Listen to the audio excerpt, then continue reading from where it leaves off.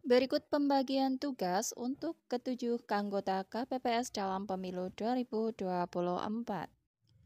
Hai, Assalamualaikum warahmatullahi wabarakatuh. Selamat datang saya ucapkan di Usma Ulia channel yang masih sama membahas tentang beragam aplikasi dan informasi. Apa kabar teman-teman semua? Semoga selalu dalam lindungan Allah Subhanahu wa taala. Amin amin ya robbal alamin. Baik, sebelumnya terima kasih disampaikan bagi teman-teman yang telah mengklik video ini, dan pada kali ini akan saya informasikan tentang tugas dari 7 anggota KPPS pada pemilu 2024. Jadi pastikan teman-teman untuk simak video ini sampai selesai, jangan di skip agar tidak gagal paham, juga pastinya tidak ada informasi yang terlewatkan guna untuk mengetahui tugas dari ketujuh anggota KPPS yang dimaksud.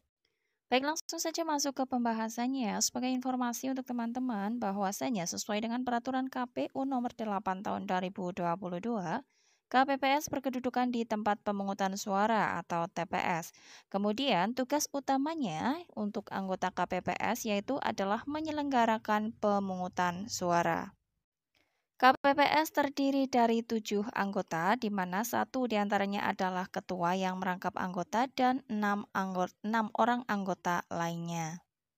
Informasi selanjutnya, berdasarkan atau sesuai buku panduan KPPS, masing-masing petugas atau masing-masing anggota KPPS itu sendiri memiliki tugas yang berbeda, di mana untuk yang pertama, anggota KPPS yang ke-1 atau pertama, di mana dia atau seorang tersebut adalah ketua KPPS, memiliki beberapa tugas utama dalam pemungutan suara di TPS, di antaranya memanggil pemilih sesuai dengan nomor urut kedatangan yang dituliskan pada model C6. C6 itu adalah suatu model kertas yang memang ditetapkan dalam pemilihan ya, dalam pemilihan umum. Dan selanjutnya memisahkan model C6 tersebut berdasarkan jenis kelamin. Yang kedua adalah menandatangani surat suara, memberikan 5 jenis surat suara kepada pemilih, memberikan surat suara pengganti kepada pemilih jika terdapat surat suara yang rusak atau salah coblos. Surat suara pengganti bisa diberikan paling banyak 1 kali. Selanjutnya, membantu memasukkan surat suara ke dalam alat bantu coblos tunanetra dan diserahkan kepada pemilih. Untuk anggota KPPS yang kedua, bertugas untuk mempersiapkan surat suara yang akan dibuka dan dinyatakan sah atau tidaknya surat suara tersebut oleh ketua KPPS. Jadi membuka semua lembaran surat suara ya, mempersiapkan surat suara apakah sah atau tidak, kemudian diserahkan ke ketua KPPS. Kemudian anggota KPPS 3 tugasnya berkewajiban untuk mencatat jumlah pemilih, jumlah surat suara, serta sertifikat hasil perhitungan suara menggunakan formulir model C1 KWK. Anggota KPPS keempat bertugas mencatat hasil penelitian terhadap setiap lembar surat suara yang diumumkan oleh Ketua KPPS menggunakan formulir catatan hasil perhitungan suara untuk setiap pasangan calon. Anggota KPPS yang kelima memiliki 2 tugas utama, di mana yang pertama adalah mengarahkan pemilih memasuki bilik suara yang kosong untuk memberikan hak suaranya, dan membantu pemilih disabilitas maupun pemilih yang memerlukan bantuan untuk memberikan suara jika diminta oleh pemilih tersebut. Anggota KPPS ke-6, 3 tugas utamanya yaitu membantu mengarahkan pemilih untuk memasukkan surat suara ke dalam kotak sesuai dengan jenisnya, kemudian memastikan bahwa seluruh surat suara yang telah digunakan oleh pemilih dimasukkan ke dalam kotak suara. Seterusnya mengarahkan pemilih menuju meja KPPS 7 yang berada di dekat pintu keluar TPS. Dan sebagai informasi, untuk KPPS 7 ini berarti yang berada di sebelah pintu keluar dari TPS tersebut ya, juga memiliki 3 tugas, yaitu mengarahkan pemilih untuk mencelupkan salah satu jari tangannya ke tinta dan memastikan bahwa tinta sudah membasahi kuku jari. Selanjutnya, memastikan pemilih tidak menghapus tinta yang sudah menempel di jari tangan dan mempersilahkan pemilih keluar dari TPS.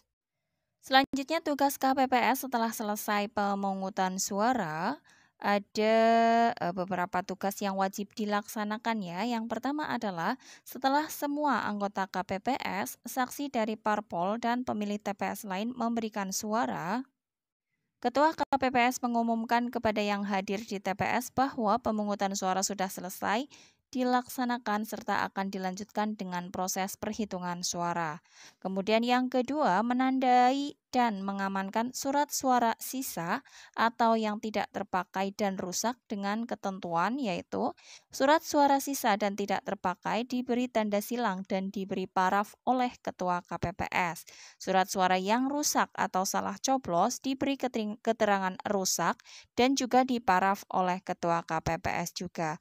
Selanjutnya seluruh surat suara sisa dan rusak selanjutnya dimasukkan ke dalam sampul sesuai kode.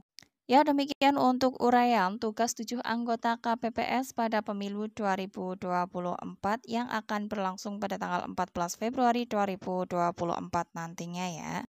Semoga tugas-tugas yang saya sampaikan tadi sedikit memberikan gambaran bagi teman-teman terutama yang belum pernah menjadi anggota KPPS sebelumnya dan untuk pemilu di tahun 2024 sudah mendaftarkan diri sebagai anggota KPPS, sebagai calon anggota KPPS dan mudah-mudahan teman-teman nanti dinyatakan lolos atau diterima sebagai anggota KPPS dalam pemilu 2024.